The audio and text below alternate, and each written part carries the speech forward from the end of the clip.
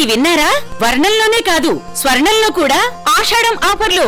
CMR jewellers లో ఆషాఢం golden offer. 916 బంగారు ఆభరణాల బిఏ ఛార్జీలపై ఫ్లాట్ 50% ఆఫ్. ప్రత్యేక కౌంటర్ లో 916 బంగారు ఆభరణాల బిఏ ఛార్జీలపై ఫ్లాట్ 25% ఆఫ్. డైమండ్ ఆభరణాల డైమండ్ ధరపై 15% డిస్కౌంట్. పాత బంగారం మార్పిడిపై 250 రూపాయలు అధికంగా పొందండి. సిల్వర్ ఆర్టికల్స్ పై no wastage, no making charge. సరికొత్త మోడల్స్ బంగారు ఆభరణాలు, antique jewellery, kundan jewellery, light weight బంగారు ఆభరణాలు, లేటెస్ట్ డిజైన్స్ అతి తక్కువ తరుగుతో అందించే నమ్మకమైన సంస్థ CMR jewellery, Tulasiram theatre, Kurnool road, Ongole.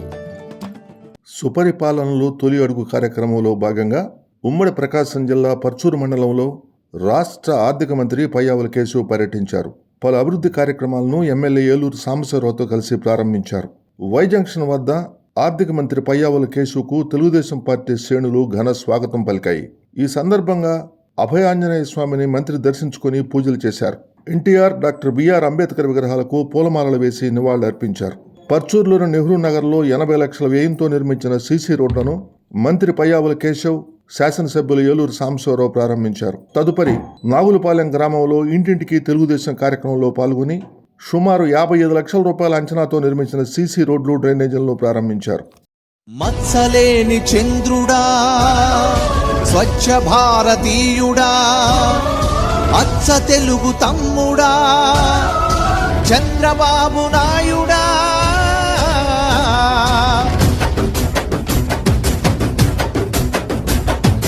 మత్సలేని చంద్రుడా, స్వచ్ఛ భారతీయుడా, అచ్చ తెలుగు తమ్ముడా, చంద్రబాబు నాయుడా.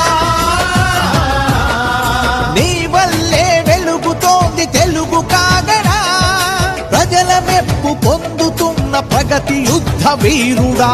జయోస్తు జయ జయోస్తు జయ జయోస్తు, జనమంతా కదిలినారు నీ వెనకే నడుస్తూ. జయోస్తు జయ జయోస్తు జయ జయోస్తు, ఆడపడుచులొక్కటై నీ పేరుని తలుస్తూ.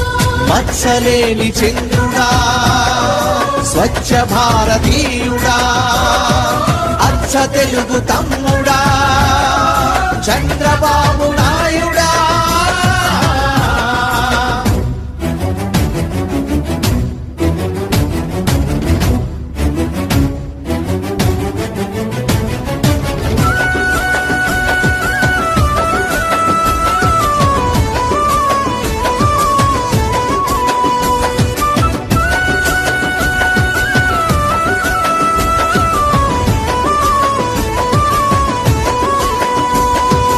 అడ్డగోలు విభజనవో గొడ్డలి పెట్టైనప్పుడు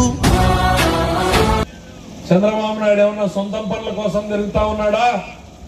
మన కోసం, మన పిల్లల భవిష్యత్తు కోసం, ముఖ్యంగా చెడిపోయినటువంటి రాష్ట్రాన్ని నిలబెట్టడానికి, కష్టాల్లో ఉన్నటువంటి ప్రజలకు ఒక దిక్సూచిలాగా నిలబడి మార్చడానికి పనిచేస్తున్నటువంటి ఈ ప్రభుత్వాన్ని ఆశీర్వదించాలని, సంవత్సరమైన సందర్భంలో రాష్ట్రం మొత్తం కూడా సుపరిపాలనలో తొలి అడుగు అనే పేరుతో మేమందరం కూడా పర్యటనలు చేస్తా ఉన్నాం.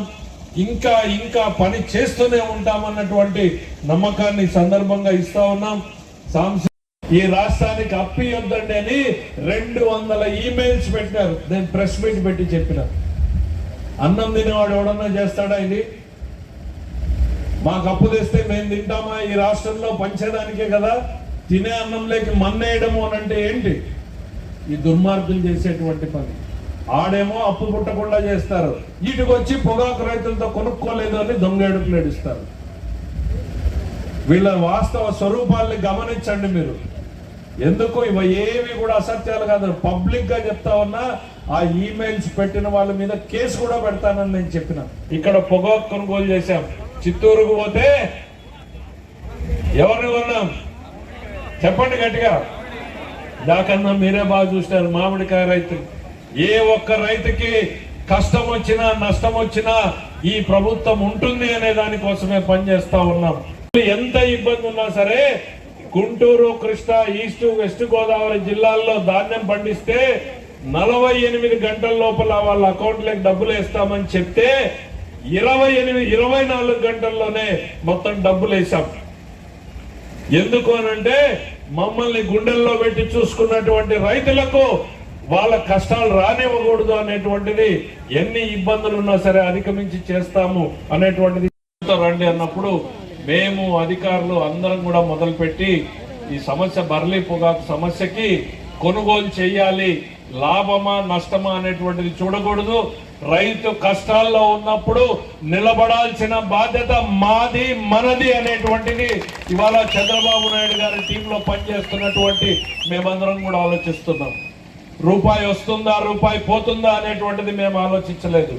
ఒక మనిషి కష్టాల్లో ఉన్నప్పుడు మేము నిలబడాలి, అది మాకెంత కష్టమైనా సరే దాన్ని భరించాలి అనేటువంటి దాంతో ఇవాళ పడ్డాం. ఇవాళ కొనుగోలు కేంద్రాలు ప్రారంభించాం. పరిస్థితుల్లో ఏ రాష్ట్రం ఉంది అని అంటే పంజాబ్, చివర్లో ఆంధ్రప్రదేశ్ ఉంది. అంటే అప్పు కూడా ఎప్పుడు అప్పు ఉండేది 2 ఎకరాలు తీసుకోండి అప్పు 20 లక్షలు అంటే ఇంకెవరన్నా అప్పిస్తారా మనకి? ఆ పరిస్థితుల్లో రాష్ట్రాన్ని పెట్టిపోయారు ఈరోజు. అట్లాంటి పరిస్థితుల్లో ఈరోజు అప్పు పుడుతోంది అని అంటే కేవలం చంద్రబాబు నాయుడు గారి మొహం చూసి ఈ రాష్ట్రానికి అప్పు పుడుతోంది అనేటువంటిది చెప్తా ఉన్నాను నేను. వాస్తవాలు ఇది. కేంద్ర ప్రభుత్వంలో సర్వేలు చేసి రిపోర్ట్ ఇచ్చింది వాస్తవము. ఈ రోజు మనం ఎక్కడన్నా పోయి అడిగితే రూపాయి పుడుతోంది అని అంటే ఆ మహానుభావుడు చంద్రబాబు నాయుడు మీద ఉన్న నమ్మకంతో ఆయన మొహం చూసి ఈరోజు అప్పు పుడతా ఉంది అనేటువంటిది చెప్తా ఉన్నాం. మా అక్క చెల్లెండ్లకి చంద్రబాబు నాయుడు గారు చెప్పిండే పెన్షన్ ఎట్లా ఇయ్యాలా అని, తల్లికి వందనంలో చదువుకునే పిల్లలకి ఎట్లా ఇయ్యాలా అని. మీకు 1వ తారీఖు వస్తే నిద్ర రాదు, నాకు వారము నిద్ర రాకుండా అయిపోయింది తల్లి. జగన్మోహన్ రెడ్డి గారి పుణ్యమా అని, రాష్ట్రాన్ని సర్వనాశనం చేసిపోయిన పుణ్యమని, ఆ మహానుభావుడు పుణ్యమని వారము ఏదన్నా నిద్ర పడితే ఒక శనివారం పడుతుందమ్మా, రేపు ఆదివారం ఎవరు అడగరలేను నన్ను. నేను అంతే, బ్యాంకులు లేవు, ఎవరు అడగరు నన్ను నేను అంత తప్ప ఇంక నిద్ర వచ్చే పరిస్థితులే లేవు. ఇంతటి దయనీయమైన పరిస్థితుల్లో రాష్ట్రాన్ని పెట్టాడు. ఇది నేను నవ్వుకుంటూ చెప్పినా ఇవన్నీ నిజాలే. మనసులో మీరు ఎంత కష్టపడుతున్నారో ఈ రాష్ట్రాన్ని గాడిన పెట్టడానికి చంద్రబాబు నాయుడు గారు కూడా అంతే కష్టపడుతున్నారు.